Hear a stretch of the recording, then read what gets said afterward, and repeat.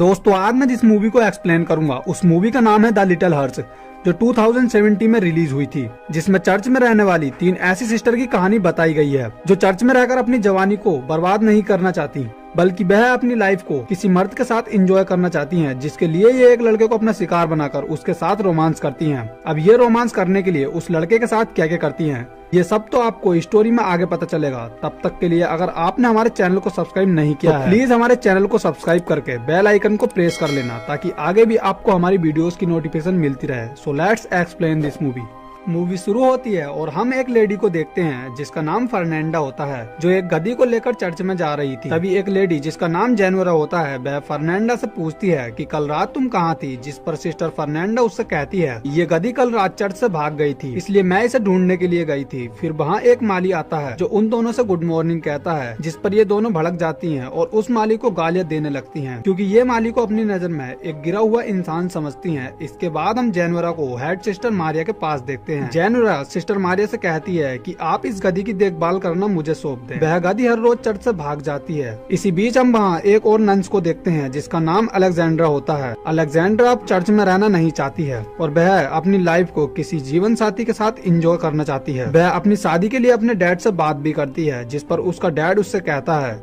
कि लड़के वाले बहुत ज्यादा धन मांग रहे हैं, लेकिन हमारे पास इतने पैसे नहीं है कि हम उन्हें बहुत सारा धन देकर तुम्हारी शादी कर सकें। तब इस बात से अलेक्जेंड्रा बहुत दुखी होती है। फिर अगले दिन हम देखते हैं कि ये तीनों नन्स अपने हाथों में एक टोकरी लेकर कहीं जा रही थी। फिर इन्हें वहाँ पर माली मिलता है जो सब्जियां खोद रहा था। वो इन तीनों की ओर देखने लगता है। तब ये तीनों नन्स उस पर गुस्सा होकर उसे पीटने लगती हैं। फिर वह माली इन तीनों नन्स की शिकायत फादर तमाशो से करता है और उससे कहता है कि मैं अब इस चर्च में काम नहीं करूंगा। उन तीनों नन्स ने मिलकर मेरी पिटाई की है, इसलिए मैं ये काम छोड़कर जा रहा हूँ। तब फादर तमाशो उस माली से कुछ दिन और रुकने को कहते हैं, क्योंकि आज फादर तमाशो दूर की सिटी में उन कपड़ों को बेचने जा रहे हैं जिन्हें उन सभी सिस्टरों के द्वारा बुना गया था, इसलिए उन्हें वापस आने में 2 या 3 दिन का समय लगेगा। इसलिए वह माली को कुछ दिन और रुकने के लिए कहते हैं, पर माली उनकी कोई भी बात मानने को तैयार नहीं था और वह काम छोड़कर चला जाता है। अगले सीन में हम लॉर्ड ब्रूनो को उसकी वाइफ फ्रांसिस्का के साथ डिनर करते हुए देखते हैं। लॉर्ड ब्रूनो अपनी वाइफ से किसी बात के बारे में डिस्कस करता है, लेकिन फ्रांसिस्का ब्रानो की बातों में बिल्कुल भी इंटरेस्टेड नहीं होती, क्योंकि फ्रांसिस्का का ध्यान तो पूरी तरह उसके नौकर मैसेडो पर होता है, क्योंकि इन दोनों के बीच काफी समय से अफेयर चल रहा है। फिर रात को हम देखते हैं कि फ्रांसिस्का और उसका नौकर मैसेडो एक दूसरे के साथ इंटीमेट होते हैं, लेकिन तभी वहाँ पर ब्रूनो आ जाता है और वो उस नौकर को वहाँ से भागता हुआ देख लेता है, लेकिन काफी अंधेरा होने की वजह से वह उस नौकर का चेहरा नहीं देख पाता। फिर ब्रूनो नौकरों के रूम में जाकर उनके चेस्ट पर हाथ रखकर हार्ट बीट से नौकर की पहचान करता है और उस नौकर के सर से थोड़े से बाल काट लेता है, ताकि वह सुबह को उस नौकर की पहचान कर सके, क्योंकि नौकरों के रूम में भी अंधेरा था। लेकिन ब्रूनो ने अभी भी उस नौकर का चेहरा नहीं देखा था। फिर अगले दिन जब ब्रूनो सभी नौकरों को बुलाकर उसकी पहचान करने के लिए जाता है तो वह देखता है कि सभी नौकरों के बाल एक ही जगह से कटे हुए हैं, इसलिए वह उस नौकर को नहीं पहचान पाता कि उस रात उसकी वाइफ के पास कौन सो रहा था। इसके बाद हम देखते हैं कि जब मैसेडो कहीं जा रहा था तब फ्रांसिस्का उसे रोककर सबके सामने ही उसके साथ जबरदस्ती करने लगती है। इन दोनों की ये सारी हरकतें ब्रूनो अपने महल की छत से देख लेता है और अपने सिपाहियों से मैसेडो को पकड़कर उसके पास लाने को कहता है। अब मैसेडो सिपाहियों से बचने के लिए एक जंगल में भाग जाता है, जहाँ उसे फादर तमाशो मिलते हैं। फादर तमाशो की गाड़ी नदी में पलट गई थी और उनके सारे कपड़े भी नदी में बहकर जा रहे थे। तब मैसेडो उन कपड़ों को पकड़कर वापस लाने में उनकी हेल्प करता है। तब फादर तमाशो मैसेडो को थैंक्स कहते हैं और मैसेडो के पास अब रहने के लिए घर नहीं था, इसलिए वह उसे अपने साथ चर्च जाने के लिए कहते हैं। और फादर तमाशो उससे ये भी कहते हैं कि चर्च में तुम्हें गूंगा और बहरा बनकर रहना पड़ेगा, वरना वो तीनों सिस्टर तुम्हें बहुत परेशान करेंगी। तब मैसेडो उनकी बात मान लेता है और फादर तमाशो सिस्टर मारिया से उसकी मुलाकात कराते हैं और कहते हैं कि ये गूंगा बहरा है और आज से ये हमारे साथ रहेगा और चर्च के सारे काम की जिम्मेदारी भी यही संभालेगा। फिर अगले दिन जब वह चर्च में कुछ काम कर रहा होता है तो फर्नांडा उसे परेशान करके उससे उसके बारे में पूछती है। तभी वहाँ सिस्टर मारिया आ जाती हैं और वह उन तीनों सिस्टर को बताती हैं कि ये हमारा नया माली है और ये गूंगा बहरा है। फिर उसी रात को हम देखते हैं कि सिस्टर फर्नांडा की एक फ्रेंड उनसे मिलने के लिए आती है और वह दोनों अलेक्जेंड्रा के रूम में जाती हैं और वहाँ पर सिस्टर मारिया से छुपकर वाइन पीने लगती हैं।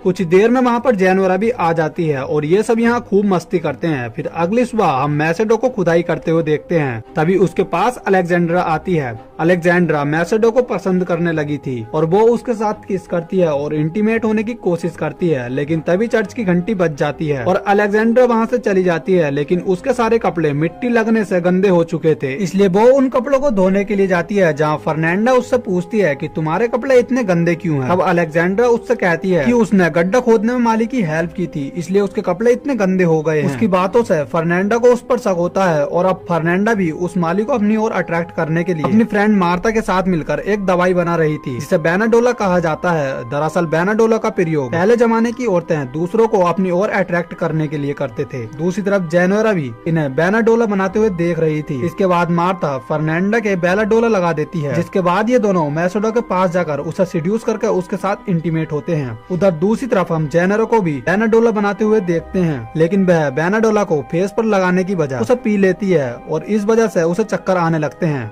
फिर हम अलेक्जेंड्रा को मैसेडो के पास देखते हैं। अलेक्जेंड्रा मैसेडो के करीब आने की कोशिश करती है, लेकिन तभी वहाँ जैनोरा आ जाती है और अलेक्जेंड्रा जैनोरा को देखकर छुप जाती है। जैनोरा भी मैसेडो के पास रोमांस करने के लिए आई थी, लेकिन उसे भी वहाँ किसी के पास आने की आवाज सुनाई देती है और वो भी उसी जगह जाकर छुप जाती है जहाँ पहले से ही अलेक्जेंड्रा छुपी हुई थी। ये दोनों एक दूसरे को काफी शर्म की नजर से देखती है। फिर हम देखते हैं कि उस रूम में और कोई नहीं बल्कि फर्नांडा आती है, जो मैसेडो को चाकू दिखाकर उसे किडनैप कर लेती है और उसे अपने साथ जंगल में ले जाने लगती है। लेकिन जैनोरा और अलेक्जेंडर ने उसे ऐसा करते हुए देख लिया था, इसलिए वो दोनों भी फर्नांडा के पीछे जाती हैं और जंगल में वो फर्नांडा के साथ बहुत सारी औरतों को देखती हैं जो नंगे होकर रिचुअल कर रही थी, क्योंकि वो सभी औरतें अपने आप को डायन समझती हैं और आज फर्नांडा उनके साथ मिलकर मैसेडो की बलि देने वाली है। इससे पहले कि वह मैसेडो की बलि देकर उसे मार पाती, उससे पहले ही अलेक्जेंड्रा और जैनोरा उन्हें रोक लेती हैं और फर्नांडा और मार्था से फाइट करके मैसेडो को छुड़ा लेती हैं। मैसेडो उन सबको बता देता है कि वह गूंगा और बहरा नहीं है और वह सब कुछ सुन और बोल सकता है। फिर हम देखते हैं कि जैनोरा घबराकर चर्च की ओर भागती है और चर्च में जाकर वह शोर मचाकर सबको बताती है कि फर्नांडा एक डायन है। ये सुनकर बिशप भी उसके पास आ जाता है। बिशप कुछ दिन पहले ही इस चर्च में आया होता है और ये इस चर्च का असली मालिक है। अब जैनोरा बिशप को बताती है कि फर्नांडा एक डायन है। इतने में ही वहाँ मैसेडो को साथ लेकर अलेक्जेंड्रा और फर्नांडा भी आ जाते हैं। फिर बिशप सिस्टर मारिया को भी अपने पास बुलाता है, लेकिन सिस्टर मारिया के साथ उसके रूम से तमाशो भी निकलता है, जिसे देखकर सब हैरान हो जाते हैं। इसके बाद अगली सुबह फादर बिशप उन सभी को उनके बुरे कर्मों का प्रायश्चित करने के लिए उन्हें सजा सुनाते हैं, जहाँ पर वो फादर तमाशो को एक दूसरे चर्च में भेजते हैं और मैसेडो को लॉर्ड ब्रूनो के पास भेज देते हैं। अब लॉर्ड ब्रूनो के सिपाही उसे जेल में डाल देते हैं, क्योंकि मैसेडो का उनके राजा लॉर्ड ब्रूनो की वाइफ के साथ अफेयर था। फिर मैसेडो के पास लॉर्ड ब्रूनो आता है